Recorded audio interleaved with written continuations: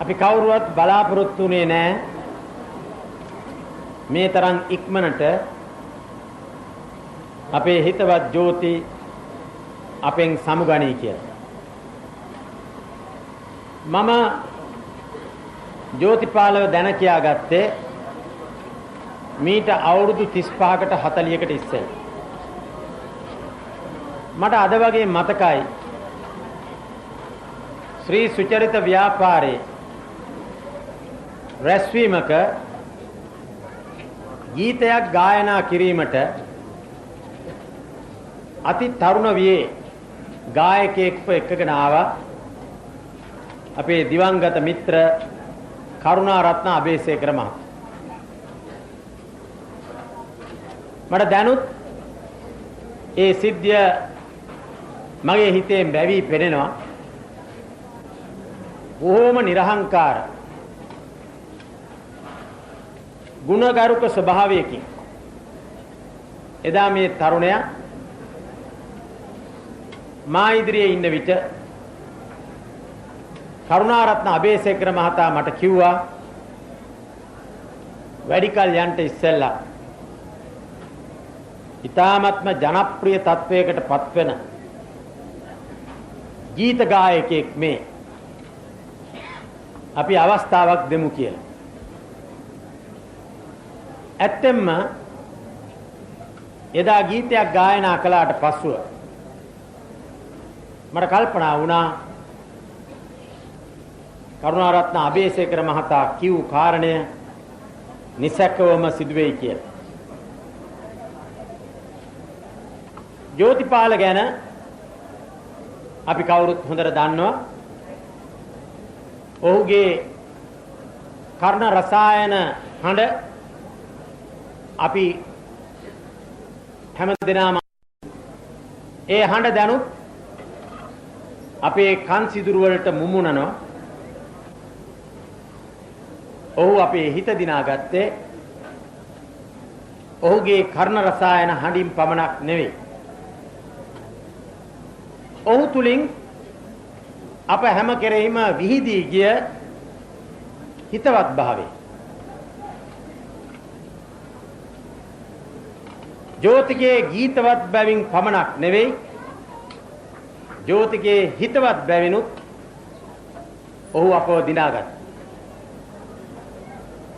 මම ජෝතිපාලව බොහොම කිට්ටුවෙන් අඳුනනවා. ඒ නිසා මට කියන්න පුළුවන් ඔහු තුල පැවති ගතිගුණ ගැන. එක කාරණයක් මේ හැදී වැඩිගෙන එන අපේ තරුණ පරම්පරාවට ආදර්ශයකට ගන්න පුළුවන්. කුඩා කාලේ ඉඳලම Taman තුල ඇතිවෙච්ච අදිෂ්ඨාන කැපවීම ඔහුගේ નિસર્ગ හැකියාව වැඩි දියුණු කරගන්නට කල්පනා කළා. තමන්ගේම උත්සාහය නොඑක් බාධා හිරිහැර කරදර මැද පහසුකම් මොන විදියකින්වත් නැතිව තමන්ගේ નિસર્ગ හැකියාව වැඩි දියුණු කරගන්නට ඕනෑයි කියලා අදිෂ්ඨානයක් ඇති කරගෙන යම් කෙනෙක් ක්‍රියා කළොත් ඒ ගමනේ මුදුනටම ගමන් කරන්නට පුළුවන්. ඒ අදිෂ්ඨානය, ඒ හැකියාව, ඒ ආදර්ශය ජෝතිපාලගේ ජීවිතයෙන් අපේ හැදී වැඩිගෙන එන પરම්පරාවට ලබා ගන්න පුළුවන්. ජෝතිපාල මේ තරම් ජනප්‍රිය තමුන්නාන්සේලා දන්නවා ජෝතිපාලගේ අභාවය දැන කියාගත්ත මොහොතේ පටන් මොනතරම් දුක් වේදනාවකින් අපේ පොදු ජනතාව පෙළෙනවද කියලා. ඒකට හේතුව ජෝතිපාලගේ ගීතවත් බවත් ජෝතිපාලගේ හිතවත් බවත් කියන දෙකේ එකතු වීමයි. තමාගේ ජනප්‍රිය භාවයේ වැඩි වෙන්න පළබර අත්තක් පහතට නැමෙනවා වාගේ ජෝතිපාලගේ නිහතමානීත්වයේ වැඩි දියුණුව. ඒ ආදර්ශය ජෝතිපාල අපහමුවේ තිබුණා. කෘතවේදීත්වය කළගුණ සැලකීම ජෝතිපාල තුල උත්පත්තියේ ඉඳලම ඇති වුණ ගුණාංගය. පුරා 30 වසක් අප සවන්නල වූ ජෝතිපාල සදහටම සමුගන්නා මොහොතයි මේ. ඒ මොහොතේදී ගරු අග්‍රාමාත්‍ය ආර් ප්‍රේමදාස මැතිතුමාණන්ගේ ආරාධනය පරිදි ශනිකව ලියවුණු ගීයක් ගායනා කිරීමට ලතා වල්පොල මහත්මිය වේදිකාවට කාගේ දුක්බර වූ දුක්මුසු වූ සිත් සතන් තුළට ඒ ගීය කාවැදුනේ ජෝතිපාලගෙන් අප හැම සමුගන්නා මොහොතේ වේදනාවර හැඟීමකි. පාරක් විවාහ ප්‍රාර්ථනා කරමින් අපි සාධාරණ ලතාගේ හරි සමන්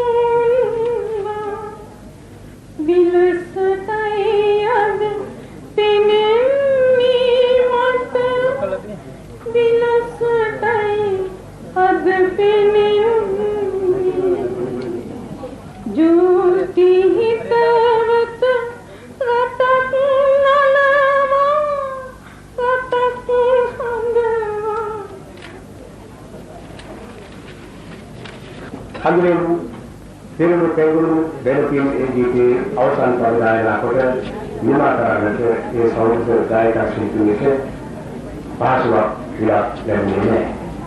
එහෙත් ජීවිතයේ සැහැල්ලුවෙන් ගත කළ ජෝතිගේ ගී හඬ චිතකය අවටින් කාටත් සිහිනයකින් මෙන් ඇසෙන්නට විය. අහන්තෙඹ යට සොහොන් පුත ළඟ කවුද කාටද අත වනන්නේ දැස නිදි නැති රැක මැදියම ඔබේ ඉකි හඬ දූ ඇසෙන්නේ දැස නිදි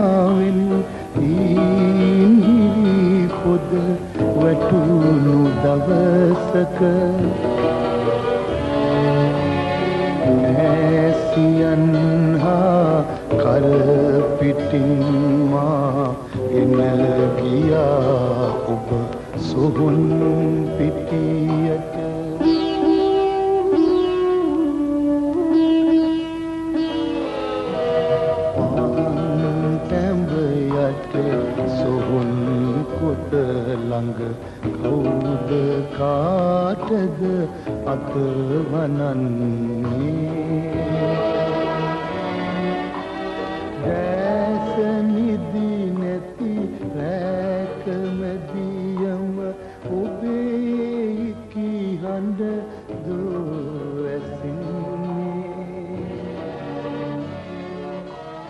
ඇසෙන්